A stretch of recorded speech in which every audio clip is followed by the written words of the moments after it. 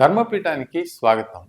ఈరోజు వార్తల్లోని అంశం చంద్రబాబు నాయుడు గారు ఆంధ్రప్రదేశ్ ముఖ్యమంత్రి, ఆంధ్రప్రదేశ్ ఉప ముఖ్యమంత్రి, జనసేనాని పవన్ కళ్యాణ్ గారు, తెలుగుదేశం పార్టీ ప్రధాన కార్యదర్శి, మంత్రి నారా లోకేష్, వీరు ముగ్గురు.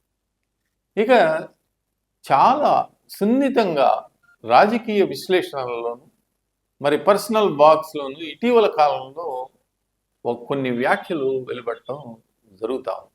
అవేంటంటే నారా చంద్రబాబు నాయుడు గారికి ఇద్దరు కుమారులు. ఒకటి పెద్ద కొడుకు పవన్ కళ్యాణ్ గారు, చిన్న కొడుకు నారా లోకేష్. ఆ విధంగా అంటే రాజకీయ కుమారుడు దత్తపు గతంలో జగన్మోహన్ రెడ్డి గారు ఏ విధంగా అయితే చంద్రబాబు నాయుడు గారి దత్తపుత్రుడు అని అనేవాడు, పవన్ కళ్యాణ్ గారిని నిజంగానే రాజకీయ విశ్లేషణలో ఆ విధమైన అనుబంధం ఇటీవల కాలంలో గత సంవత్సరం కాలంగా పెరిగింది. వీళ్ళు అధికారంలోకి వచ్చే 7 నెలల కాలం అవుతుంది. ఈ 7 నెలల కాలంలో వారిరువురి మధ్య అనుబంధం ఇంకా బాగా పెరిగి నిజానికి వారిరువురు పెద్ద కుమారుడిలాగానే పవన్ కళ్యాణ్ గారు కూడా మాట్లాడటం కానీ చేయటం కానీ ఆ పనులన్నీ కూడా ఆయన రాజకీయ చతురత, రాజకీయ చాణుక్యం అని తప్పకుండా చెప్పక తప్పదు.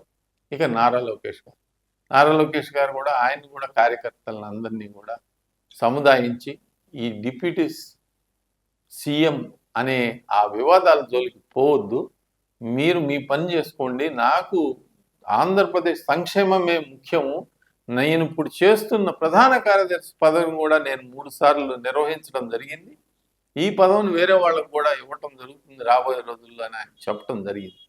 ఈరోజు పవన్ కళ్యాణ్ గారు ఒక ట్విట్టర్ ద్వారా ఒక ప్రెస్ రిలీజ్ ఒకటి చేయడం జరిగింది జన సైనికులకి. వారిది యాన్యువల్ మీట్, జనసేన వార్షిక సమావేశం 14వ తారీఖున, ఫిబ్రవరి 14వ తారీఖున జరగనుంది. దానికి ప్రియాంబుల్గా కార్యకర్తల్ని, నాయకుల్ని అందరినీ సమాయత్తం చేస్తున్నారు.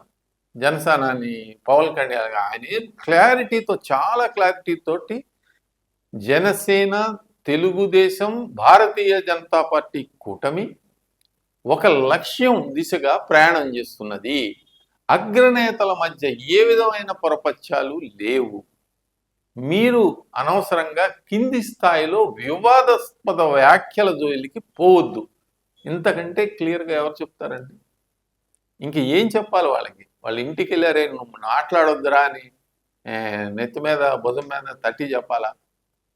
అది కార్యకర్తల ఏదో హుషారులో వాళ్ళు ఎవడో పోస్ట్ చేశాడని వీడెవడో పోస్ట్ చేశాడని వాడు అలా బూమరాంగ్ చూస్తా అనవసరమైన కార్యక్రమాల మీద కాన్సన్ట్రేట్ చేస్తున్నారు. వాళ్ళందరినీ కూడా ఒక వివేకానందుడు ఏ విధంగా అయితే హిందూ యువతని, భారతదేశంలో ఉండే హిందూ యువతని చైతన్యవంతులు చేశాడు, ఆ విధంగా జనసేనాని పవన్ కళ్యాణ్ గారి జన సైనికుల్ని కార్యోన్ముఖంగా, అంటే ఆంధ్రప్రదేశ్ అభివృద్ధే లక్ష్యంగా ఒక టార్గెట్, ఈ పతనమైపోయిన ఆంధ్రప్రదేశ్ ఆర్థిక అభివృద్ధిని పునరుత్తేజం చేయటం కోసం ఎక్స్పీరియన్స్, అంటే అనేక సంవత్సరాల ఎక్స్పీరియన్స్ కలిగిన చంద్రబాబు నాయుడు గారి సారథ్యంలో పైకి తీసుకువెళతాము. ఇప్పటికే 3 లక్షల కోట్ల విలువైన పెట్టుబడులను ఆంధ్రప్రదేశ్కి 6 నెలల కాలంలో తీసుకురావడం జరిగింది.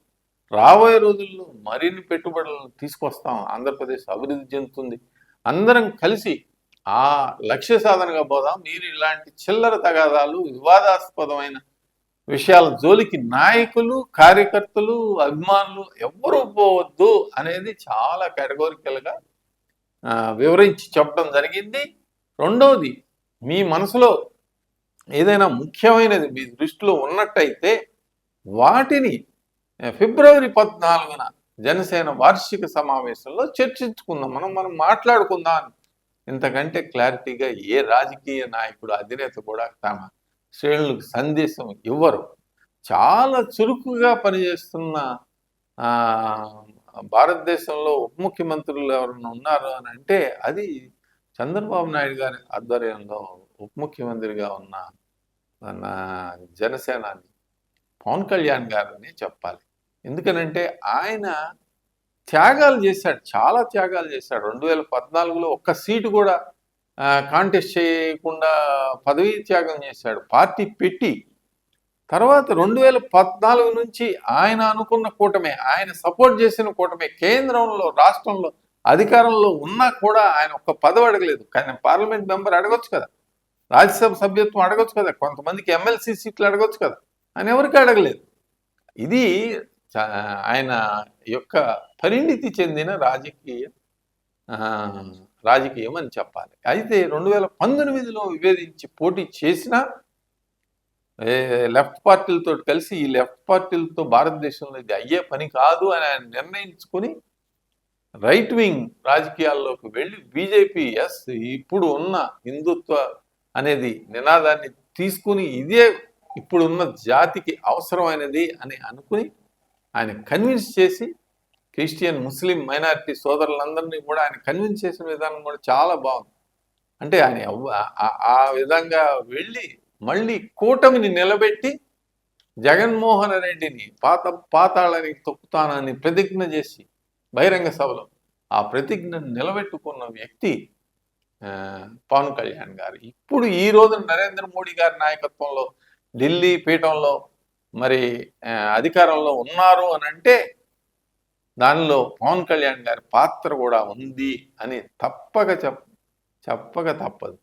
మరి నిన్న బాలకృష్ణ గారికి పద్మభూషణ్ వస్తే ఆయన విషెస్ చెప్పిన విధానం కానీ, నారా లోకేష్ బాబు కుమారుడు ఆయనకి కూడా దేవాన్ష్కి వరల్డ్ బుక్ ఆఫ్ రికార్డ్స్లో స్థానం, ర్యాపిడ్ చెస్లో సొల్యూషన్స్ ఇచ్చినందుకు ఆ రికార్డులో స్థానం వస్తే దానికి కూడా శుభాకాంక్షలు తెలిపిన వైనం చూస్తుంటే నిజంగానే ఆయన నారా చంద్రబాబు నాయుడు గారికి జగన్మోహన్ రెడ్డి గారు అన్నట్టు దత్తపుత్రుడే.